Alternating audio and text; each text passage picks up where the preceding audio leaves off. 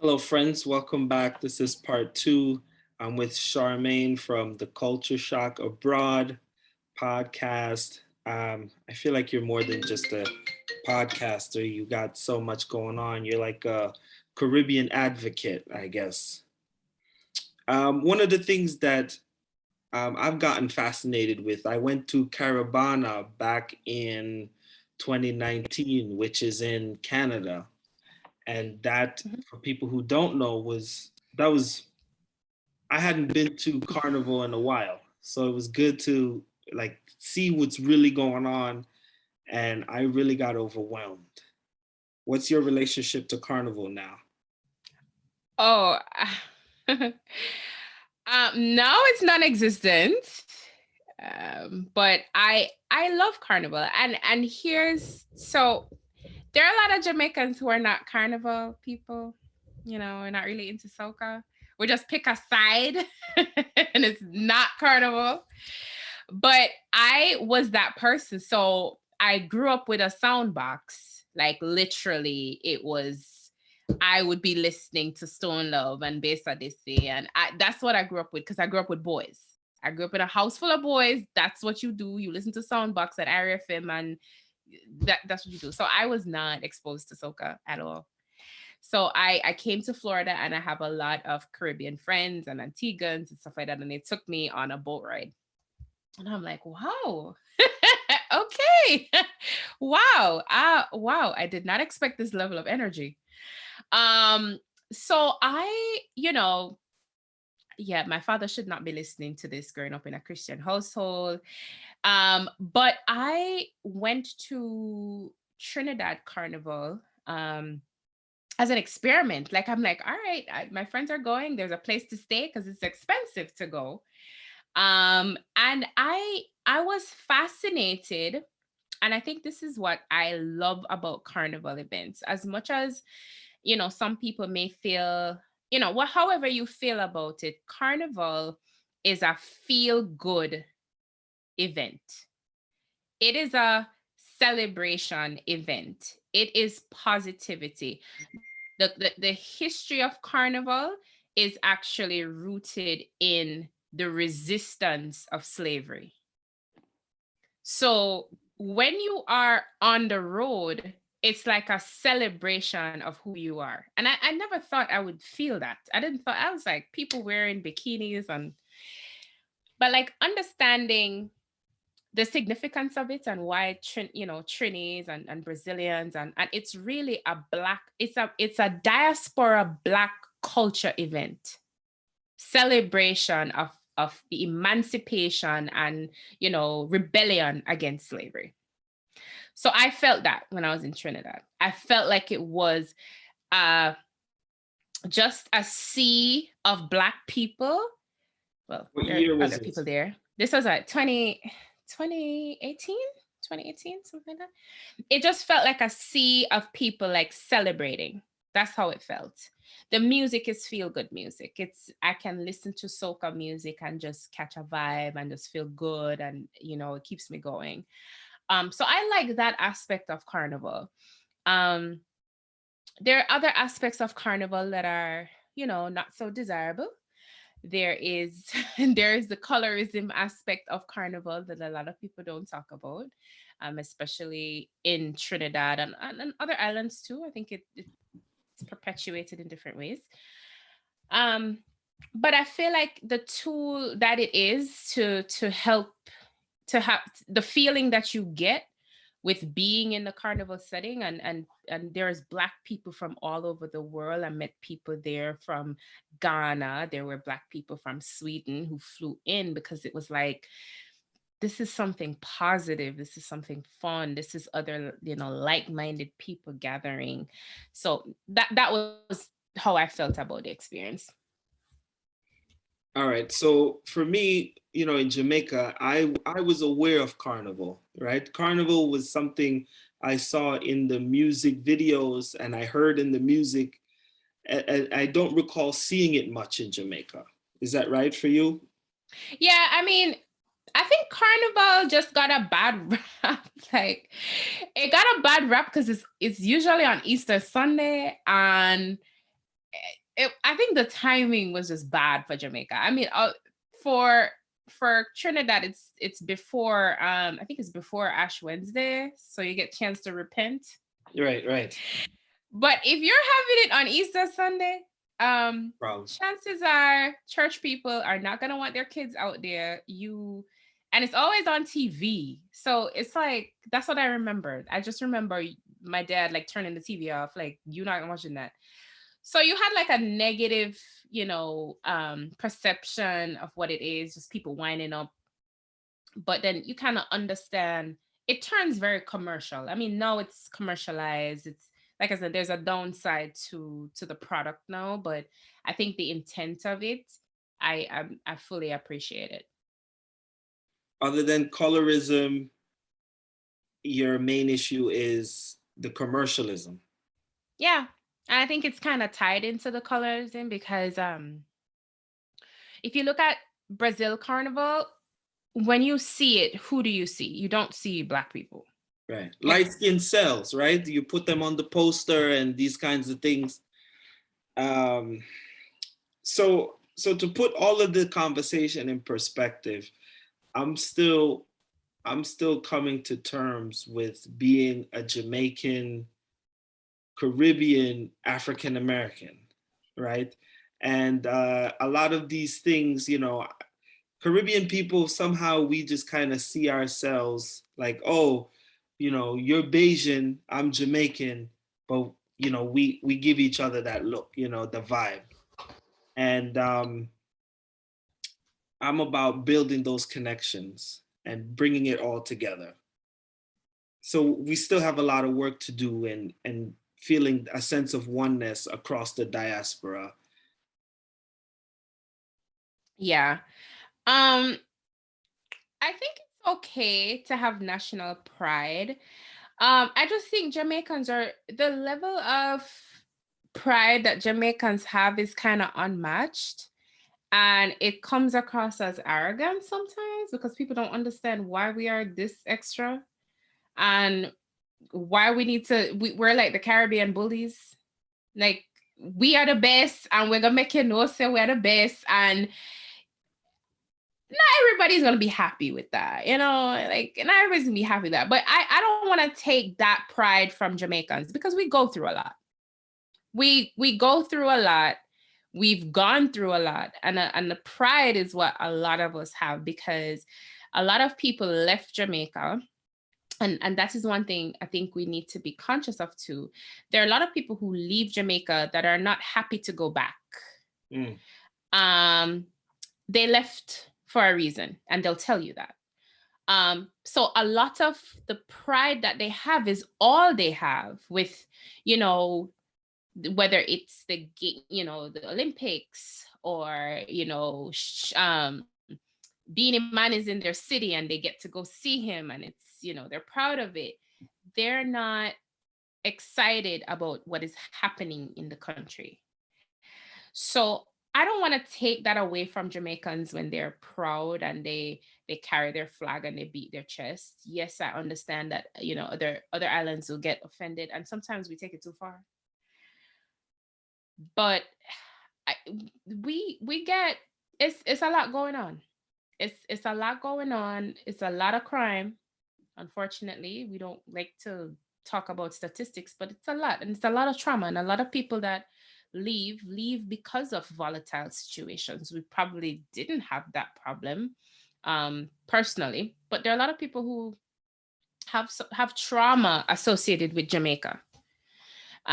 So the little pride that they have with being Jamaican, rooted in music, and I let them have it because we've been battered, you know, especially certain people. And I was telling someone else the other day, like, as someone who was raised in the country area, I didn't have some of the issues. Like when I meet people who grew up in Kingston and certain areas in Montego Bay, and they would tell me like what they went through, I'm just, wow, I had no idea. Like this really happened. We're in the same country. So I'll let people have their pride. And sometimes we take it too far, but it's fun sometimes, and sometimes people get offended, but that's just my take on it. I was saying that when I went to Canada and I saw the Caravana, um, first of all, I had never seen that many Black people for one event, and just there was so much just good vibes that it didn't matter which country, it didn't matter how you dance, it didn't matter you had a costume. I just saw like 1 million Black people hanging out, vibing, listening to music, and it was just something that made me wanted to say, listen, I have to make sure I'm here every year. Hmm. This was the year right before COVID, or and I was ready to go back. I have a cousin who lives in Canada, but what I saw really took my breath away. And I've been in New York for a long time, and I didn't make it a big deal for me to go to the Labor Day parade, right, which is New York's version of Carnival, and I just missed it for so many random reasons, and just not making it a priority. But if it was like Caravana, I really missed out. Hmm. So I'm Yeah. really trying to make Carnival like something is very important for me. I don't put a lot of effort into traveling because traveling stresses me out. It's a lot of work and a lot of these things. But the experience I had there, it felt like a Black reunion. Yeah. And it was just like, you don't have to explain people why you're here. You don't have to talk about why you're different. Just you hear the music and you just jump up in that vibe. It's like such a great time. Hmm. Yeah, that's true. I had to say that. So a lot of the podcasts that I'm doing here, it's about conversations about the issues that are affecting us, right? A lot of what we're dealing with today, Black or white, America, European, wherever you are, it's there's a lot of fallout around money and greedy people. And we're here trying to fight for humanity to have its fair share so that people can survive and thrive. Meanwhile, you have a small few who's taking all the resources, locking it up, running away with it, like, and leaving the town to starve with no police cars, no ambulance, no this, no that, and their money is somewhere else. And even in places like America, where you think, oh no, that's those islands. Like, no, no, no. It's happening Hmm. right here in America, where people are still fighting for their teacher to get a decent wage so they can teach Americans. So these things are it's a big plate. And I try to talk about all the issues. And when I say all the issues, there's a lot, right? And there's a place where American history interacts with Caribbean history, and a lot of us don't understand, how Bob Marley plays into this, how Marcus Garvey plays into this, and how what they were doing is still so relevant. So we didn't even get to the in-depth political things, but I really wanted to have some Caribbean voices, to cover the diaspora, because there's a lot of issues that's affecting us all. Hmm. Yeah, absolutely. There's a lot of layers. And for me, it's also like important, like, to talk to our elders. Um, it I was telling my dad is 92 years old. He's still kicking. I'm still trying to get him off the streets.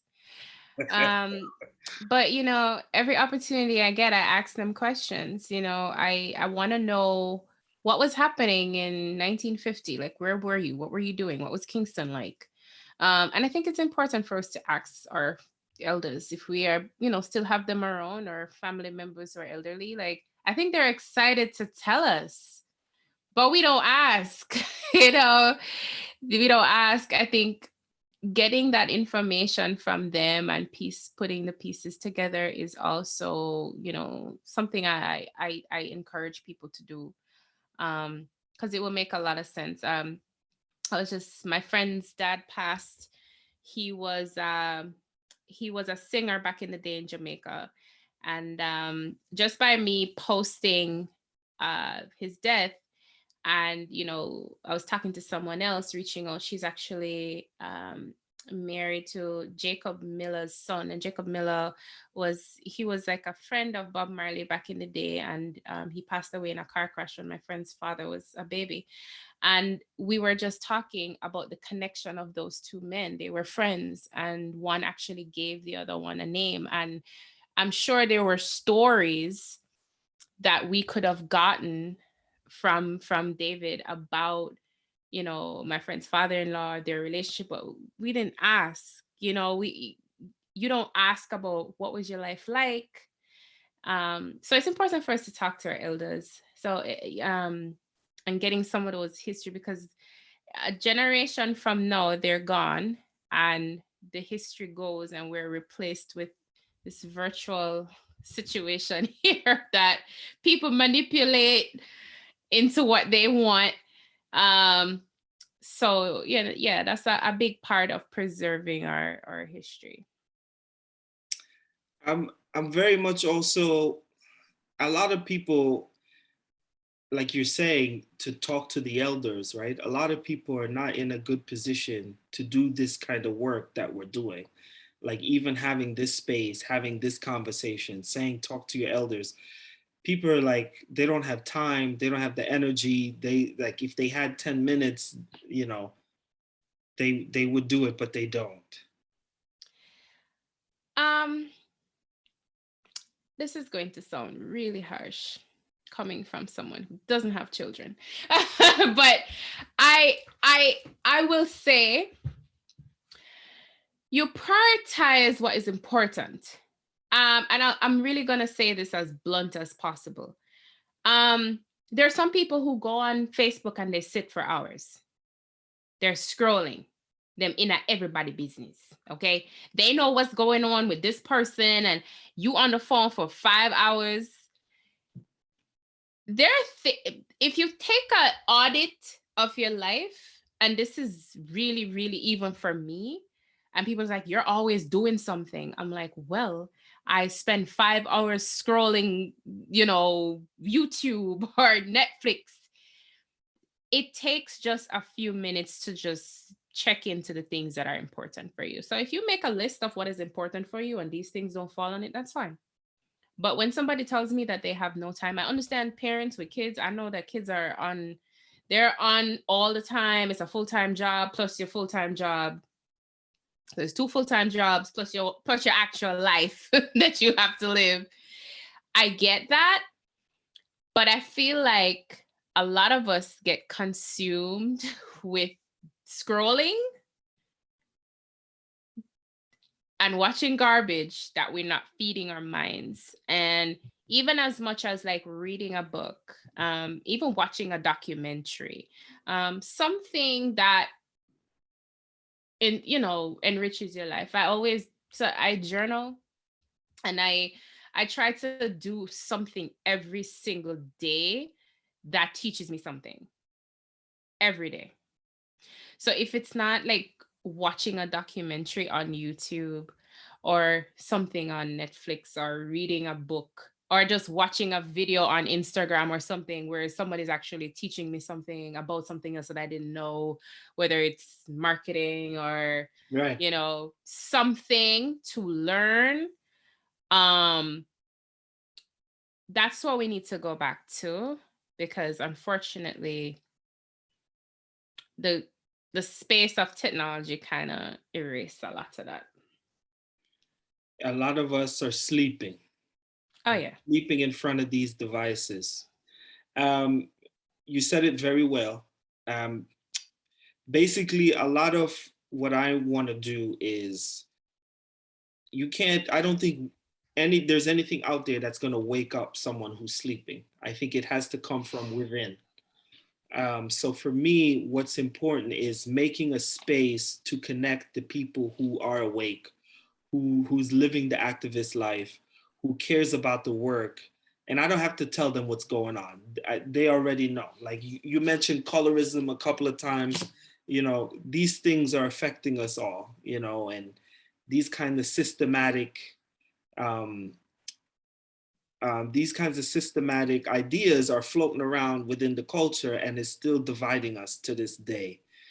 Mhm. And I know we don't have a lot of time, but one of the things was that I was going to say when I grew up on the 90s dance hall, there were a lot of very strong messages there that impacted my childhood a lot. And it just came across as normal. We all just kind of accepted it, you know, whether it's, you know, you have to know how to walk a gal. And like, I'm like 12 years old. I'm like, okay, okay. And it was just, you know, these things are like floating around in our heads and no one says, no, no, no, don't worry about that. You shouldn't be thinking about that. You Mm-hmm. know, group of 12-year-old boys who's like, you don't know how to do it. And we're doing all of these things and it's a whole movement, you know? Mm-hmm. And the Browning and all of these things. And so these messages were just flying across the airwaves and no one challenged it. Yeah. So it just seeped into our unconscious and it was just like, it's normal, you know, you saw your parents playing into it, everyone played into it. The music was just a vehicle to get it to a new generation. Mm-hmm. And I will say, like, it's like both ends, because the music is a vehicle and it's also the voice of the issue. So so these artists are singing about what they're seeing, you know, but they're also like propagating the negative behavior. So I mean, the colorism is a topic for like 10 hours, but um I will say that there's a lot of history. I think I did an episode on, I think that was one of my last episodes on you know, this issue in Jamaica I and saw how that one. it propagates. But I think importantly, there were counter movements to that. There, I feel like when dancehall was going this way, reggae was quietly preserving like the black image, but it wasn't hot. You know, it wasn't hot. It wasn't buju, and it wasn't beanie, and it wasn't hot. So there were, and what I will say too, the positive, although there was a lot of, you know, kind of propagating like anti-black, which is crazy to think that black people would be anti-black, but there were a lot of, you know, reggae artists like you know, promoting Africa and promoting the black woman, and you know, in the background.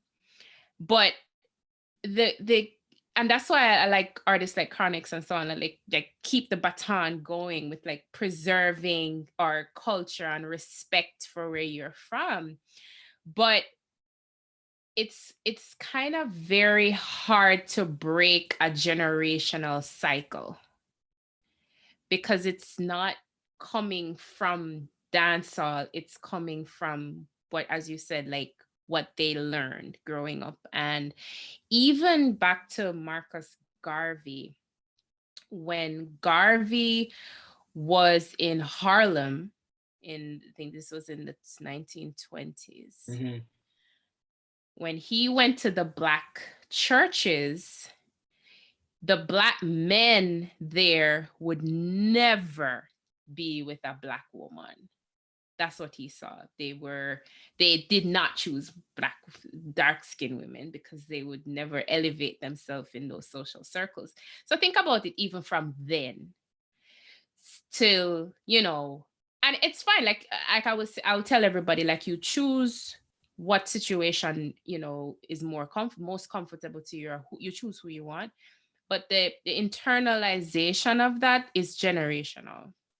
It's like even families, black families, telling their sons not to marry a woman who looks a certain way, or telling their daughters don't marry anything too black no good. You know, it's like the music was just kind of echoing the society, but then the way they were bringing it across, it was almost as if they were agreeing with it. So it didn't help. It didn't help. And this is what I was telling somebody the other day. Like, whenever I see a young black girl with kinky hair, kinky short hair and dark skin, I tell her she's beautiful. Like, I don't care who she is. I go up, I said, you're absolutely gorgeous. You are just, I'm just telling you that you are pretty. It is so powerful in that space to do that, because the generational cycle did not do that, growing up. So there were a lot of bad messages because, you know, the the the culture, a lot of these men who sang in the 90s, they grew up in a garrison communities. They grew up in rough communities, political violence, the Don culture. There's a lot going on. And, the absence of fathers for different reasons. Um, you know, dead in a gun violence, or him gone a foreign because he didn't get an opportunity. So the black family in Jamaica was, impacted by all these murders and impacted by the political unrest, and people were leaving and leaving their children behind. So a lot of these boys were raised by the communities who were broken. So they were raised by the Dons and they were raised by the community leaders. And unfortunately, it's not always the best influence. So what you're hearing is like on the radio, is like a symptom of a bigger problem, that we've And a never lot had. of, a lot of Jamaicans don't listen to that. This is not the, this wasn't play, this was like played by very few. The dance hall. Yes.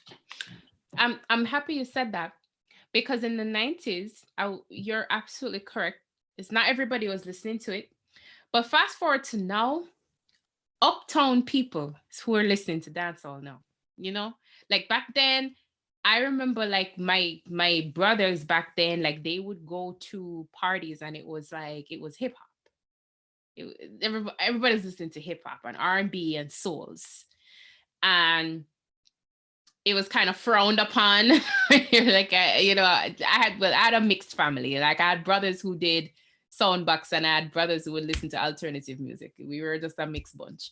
But they would go off and they would listen to rap, and that was all they listened to. And now, like, uptown people are producers and they're the ones who are, um they're listening and supporting the music too. So I think the landscape has changed a little bit with who is actually consuming dancehall. And when you look at some fest videos, look in VIP. It's a lot of uptown people in there. Those VIP tickets, they cost 3 times as much just to sit closer to the stage. Most people are just lucky they can make it there. So yeah, you VIP, that's not, the music wasn't made for you, it wasn't talking about you. You were the villain in those musics. Very And true. now you're the one that can afford the ticket. It's, again, these things are playing out on different levels, different stages, all across different atmospheres. And that's why this conversation is important, because now in mainstream hip hop, something that nobody would have been listening to in the 80s is now you paying $300-$400 to go see someone dress up to. So it's the same thing. Hmm. Hmm. Yeah, I will say though, like the 90s also, like going back to the music, like the 90s music videos. I love those. I actually think they did a really good job with showing women. I mean, 90s dancehall culture is with women. It was very much a female empowerment era. I mean, some people look at it differently. Like, oh, they were dressed provocatively. I'm like, I look at it now as a power statement. When you look at some of these dancehall girls, like the Ouch Crew, and they're like the influence of what you're seeing now with the Cardi B's and Megan, they're all dressing like Lil Kim. They're all dressing like those girls, like the influence that they had back then and the power that they had with going on stage and being out. And I don't think we kind of see them that way, but there was a lot of layers to that era. The bravery to take on the taboo, as time goes on, the younger generation slowly move in that direction, and you're lucky if you get the full acknowledgement. True. Um, Again, Charmaine, there's so much left for us to talk about. I'd love to have you back. Yep, We can absolutely. work some things. I'm passionate about the issues that's affecting us and how it intersects. These Caribbean issues are not just Caribbean issues. The villains from the mainland, they're the ones who go to the Caribbean, buy up the land, do X, Y, and Z with it. They're buying the radio station, they selling the Caribbean music, and it's the behind the scenes, the things that you don't see. Mm-hmm. Mm-hmm. Mm-hmm. Yeah, that's absolutely the um I don't even know where to start with I call it colonialization 2.0, because that's what's happening in the Caribbean and the whole African diaspora right now. When it's not China, it's other countries. Um we just it's hard to be a small fish in a big ocean, um because capitalism is always going to win. And if you're not a part of it, you're just going to get eaten. Like it That's literally how it works. um so yeah, and it doesn't help that sometimes our government allows it to happen. Because they're in the pockets, they get a cut. Their friends tell them, don't say anything on this, we'll take care of you later. Meanwhile, the everyday people who voted you in, they're betrayed by you and your desire for greed. That's why I don't think Caribbean people, and I don't think people in general understand like the power of a vote, because you literally decide your future. But somehow it gets lost in translation when it's election time and people just, it's a fanfare. But I don't know. I don't think like the politics of Jamaica will change, because what we're seeing now was set in motion 30, 40 years ago. And we'll have to set something else in motion for the next 30, 40 years for it to change. It's not going to be, in the next 10 years everything will be fine. It's the events of the 70s and 80s that is we're seeing the effects of it right now. So unless we have someone really bold leadership, like to make some bold decisions that is unpopular, raise eyebrows, but it's for the good, we're not going to see much movement, much change. uh, Words in my vocabulary now are bold reimaginings, right? And that's what you're gesturing towards. When all of the best beaches are owned by international entities and their profits are being taken away, the country will never recover. If your Yeah. main source of revenue is being sucked out by international forces, that's an issue.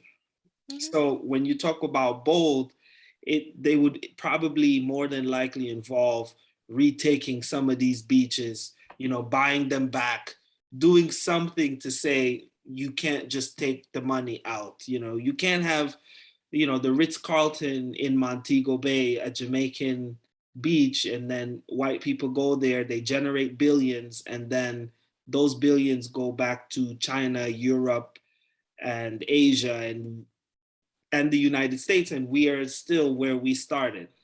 Hmm. Yeah. Very true. And there'll always be people who will side with oppression. So they'll tell you you are overreacting, it's not that serious. So there has to be one common voice. There Yeah. has to be one common voice. Yeah, and that's it. That's only going to come from education, conversation, and us really doing that uncomfortable work. Mm-hmm. Your show, I've been listening to it and I've learned a lot. And I've been grounded in these issues long before, but it's good to know the facts behind it. It's good to understand who said what and what led to what, so that you have a better understanding. Yes, Can absolutely. you leave us with some things that you're working on? Like, what can we look for from you So now my travel blog on Charm Travels, that's CharmTravels. That is pretty much documenting, inspiration for travel, deals, where to stay, location reviews and stuff. So I'm doing that on a broader scale, not just for Caribbean people, but just Black people on a whole. And then With some Culture Shock group Abroad. stuff. I'm sorry. It sounds like you're giving people tips to do individual stuff. Yeah, you can do individual. I mean, if people want to go with their families, a lot of people want to take their We want families. to. I want to see Travel with Charmaine. Oh, just me? No, Soon. no, I'm saying people want to travel with you. Oh, eventually. Eventually. Coming soon. Coming soon. I mean, the pandemic is still, it slowed me down for like a while, so I'm just back into it now. But yeah, I'll definitely be doing that. And then I'm revamping the podcast, so I'll be back with more guests and stuff. We're still talking about, culture, Jamaican issues, diaspora issues. And in January 2022, I'll be launching the Culture Shock Abroad Foundation for financial support for kids doing STEM, science and technology. So we want to see not just entertainers, artists, great doctors, lawyers. We want to see coders and software engineers and people who can like lead that space in the Caribbean. There's so much opportunities now with metaverse and everything changing and crypto, and there's so much happening that I want like to be a part of pushing these kids into that technology side of the Caribbean. So I want to be able to at least have a initiative to pay for some CXC subjects, get them into colleges that can help them, get them into trades, learning to code, whatever we need. So that's coming next year. And now these universities, they're pulling Jamaicans straight out of high school.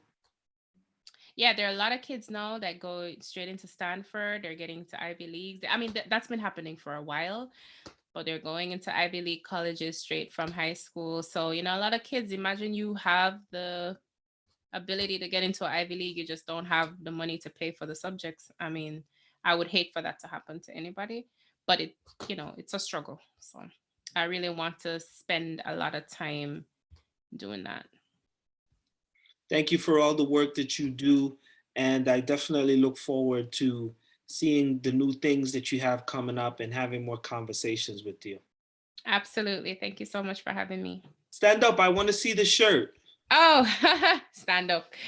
Yeah, it's a culture shock abroad. It's my little branding. A great Um, logo. Thank you. So these shirts are available on the website if you click on my Culture Shock Abroad, and I have, other Jamaica apparel because we do a lot over here. No, it's a great logo. It's perfect. Thank you. Charmaine, I look forward to it and we'll continue the conversation. Thank you again for taking the time. You All jumped right. into Clubhouse now? I was on Clubhouse for months and months, and then I hopped off with the exodus from Clubhouse, but I hop on there ever so often. There's a club that was on there called Jamaica Massive that I used to be a part of, but What happened I to mean, that? I think we just lost energy because a lot of people were dropping off Clubhouse.